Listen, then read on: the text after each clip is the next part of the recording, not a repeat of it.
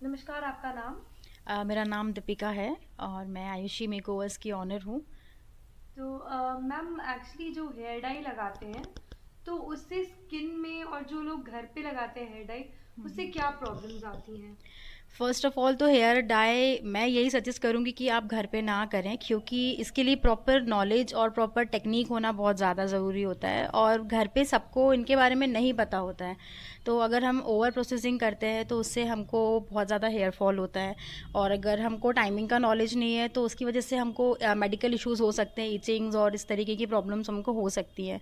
तो ये सारी चीज़ें होती हैं, अगर आप घर पे बिना टेक्निकली पता होते हुए अगर आप करते हो तो बहुत सारी चीज़ें आपको फेस करनी पड़ती हैं।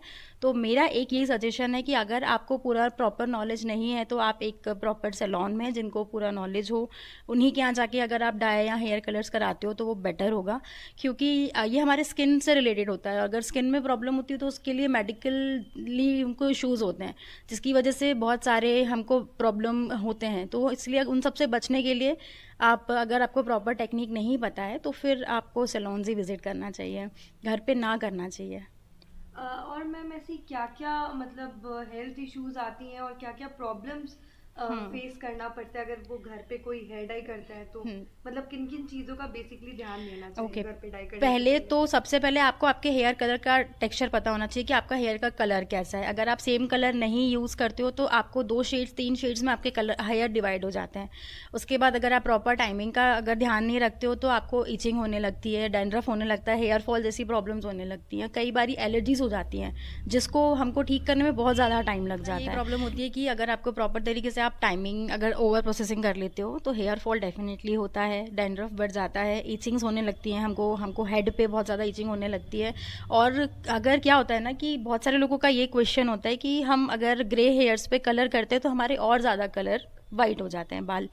तो क्योंकि अगर आप प्रॉपर तरीके से नहीं करोगे, अगर आप प्रॉपर टेक्निक नहीं करोगे तो ऑब्वियसली आपका हेयर और ज़्यादा ग्रे होगा। एक रेशो होता है जो हमें कलर्स में यूज़ करना होता है स्किन के हिसाब से। तो अगर वो आप सही से नहीं करते हो तो डेफिनेटली आपको प्रॉब्लम का फेस करना पड़ता है।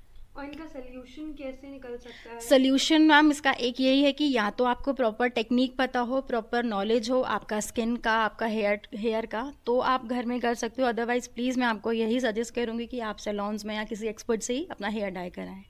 अगर हेयर डाई करते हैं तो किन चीज़ों का ध्यान देना चाहिए हम लोगों को?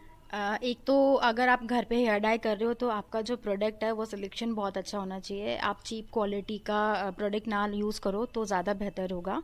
दूसरी चीज़ ये है कि आपको आपके हेयर टेक्सचर के बारे में थोड़ा नॉलेज होना चाहिए कि आपका बाल कैसा है, उसका उसका कलर कैसा है। तीसरी चीज़ ये है, अगर आप कोई भी प्रोडक्ट यूज़ कर रहे हो तो उसका रेशो आपको बहुत प्रॉपरली पता होना चाहिए कि किस रेशो में हमको उस कितनी क्वांटिटी में चीज़ उसको यूज़ करनी है। और चौथी चीज़ मैं ये बोलूँगी, टाइमिंग का बहुत ज़्यादा ध्यान रखना है कि अगर आपने ओवर प्रोसेसिंग कर दिया तो आपका बाल बहुत ज़्यादा फॉल करेगा और आपको डैंड्रफ भी होगा। तो टाइमिंग जो होती है वो हर प्रोडक्ट का अलग अलग एक टाइमिंग होता है, तो टाइमिंग का बहुत प्रॉपर ध्यान रखना चाहिए।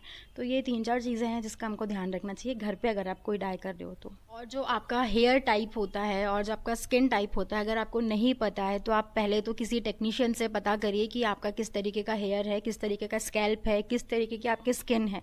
उसके बाद ही आप घर पे अगर आप डाई कर रहे हो तो आप कर सकते हो। अदरवाइज़ आप अगर किसी सैलून में या किसी एक्सपर्ट से कराते हो तो बेहतर रहेगा।